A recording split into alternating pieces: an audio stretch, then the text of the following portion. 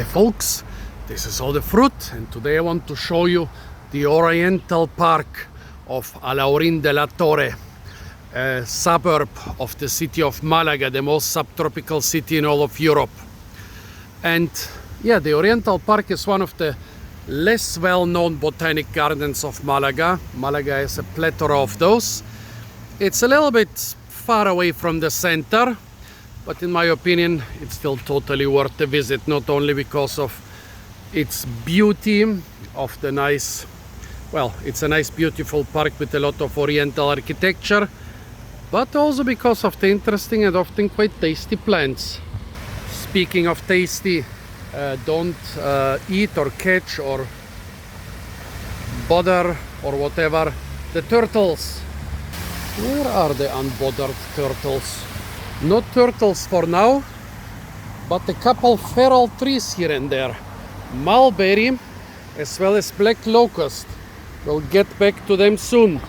Tasty rosemary, not native to the Orient, but to Spain and to the Mediterranean. Canna edulis, as the name says, it's edible and ornamental. I always forget the name of this super beautiful onion, but it's also edible, especially the flowers. What's not edible is this Sucadeishi here. It's toxic, stay away from it. The Peruvian pepper, the hotter cousin of the Brazilian pepper. And well, it's mostly not in season. Here we find a couple out of season peppercorns.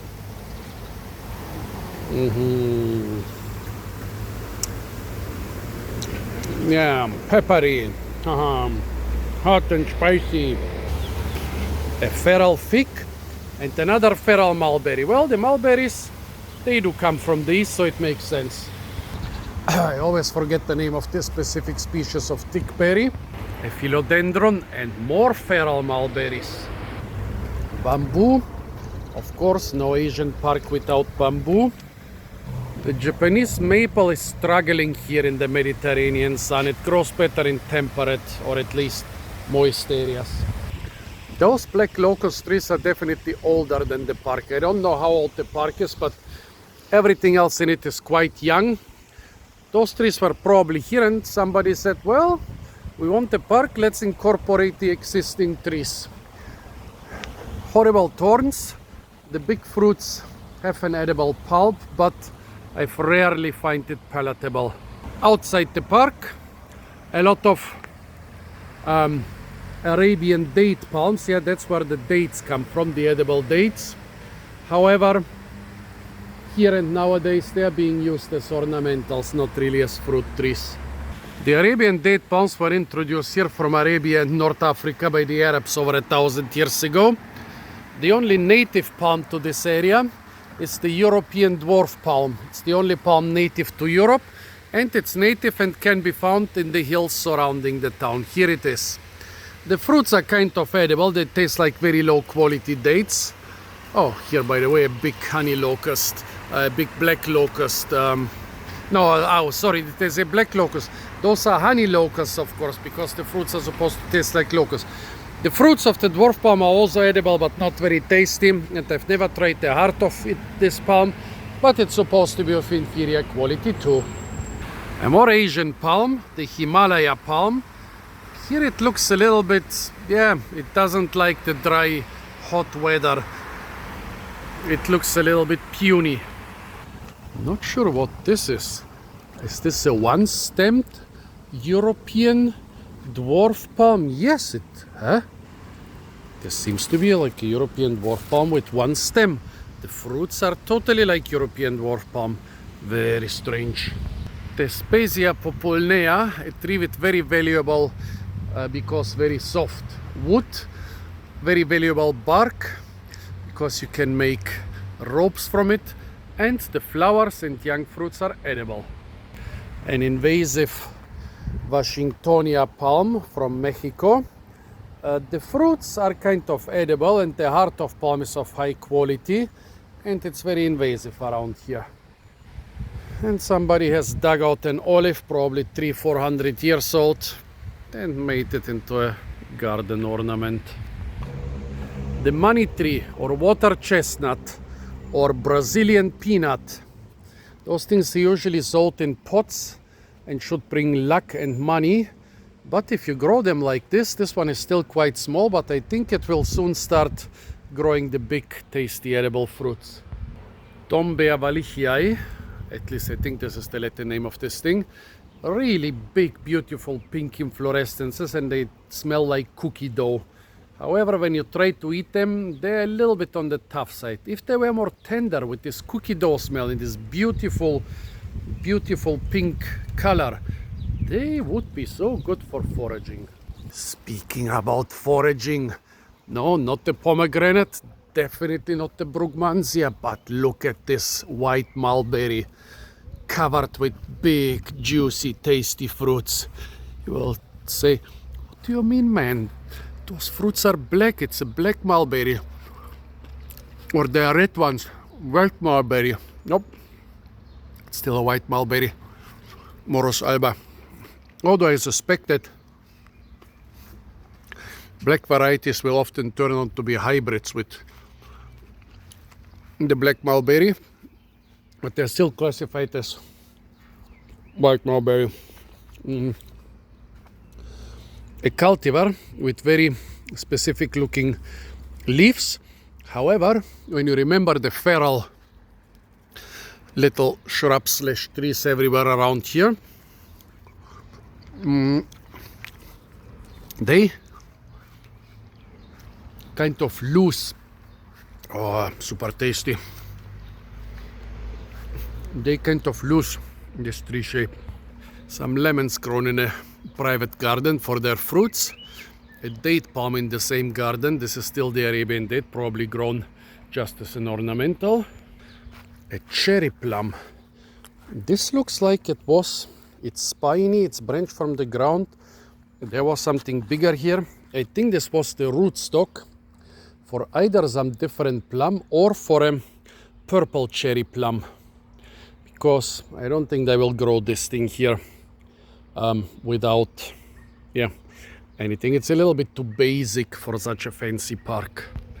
This is, could this be a pineapple guava? It was pruned very savagely. This here, however, is definitely an ice cream bean. It's flowering now, but maybe we'll get one or two out of season beans. For me, they don't taste like ice cream, they taste more like cotton candy. Here are a couple pretty big fruits, but they are still not fat enough, so I think, well, I could try one, but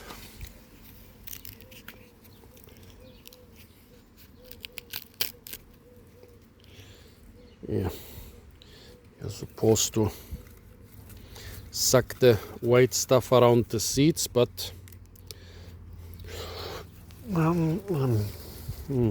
no, everything's still too young and underdeveloped. There is a bit of sweetness in the white stuff, but not much. Here, a fruit from last year. And actually, over there seem to be a couple better developed ones. Oh, and over the dried up creek they are hanging a couple more older ones. By the way, not a tree of the Orient, but of the Occident of the Americas. So this fruit is a little bit underdeveloped, but those here are a little bit too old. So I think, yeah, not underdeveloped, well developed.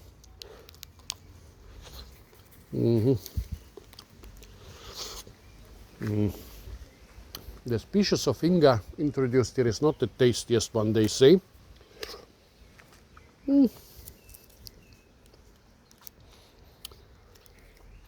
But for me it's tasty enough. A type of Asian monk's pepper, hardly recognizable right now. Another ice cream bean tree.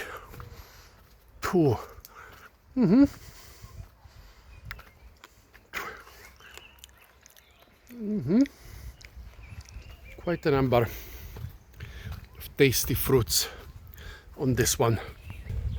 More different bamboos. Another dombea over there.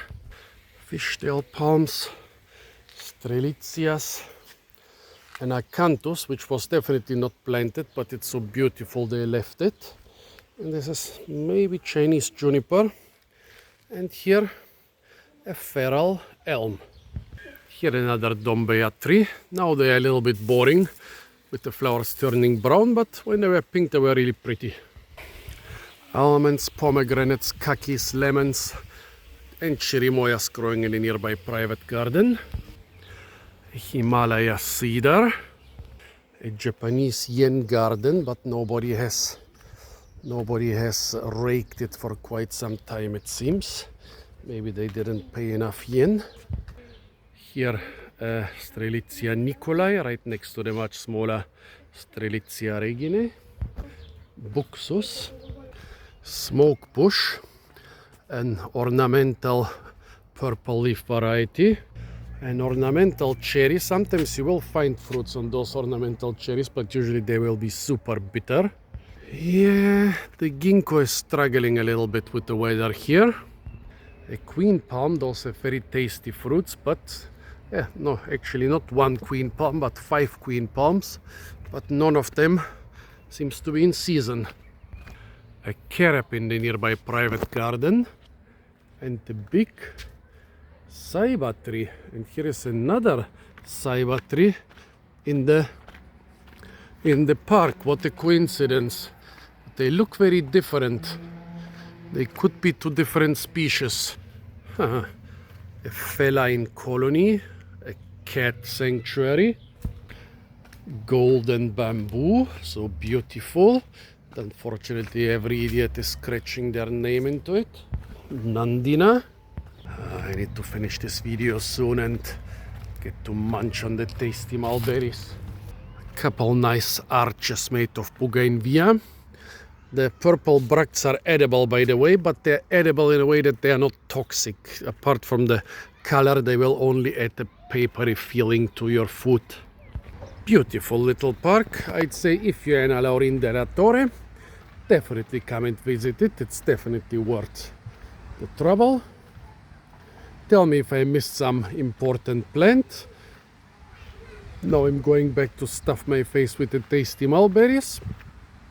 So folks, stay tuned for a lot more fruit videos from the beautiful and incredibly fruit-rich area of Malaga, the most subtropical place in Europe.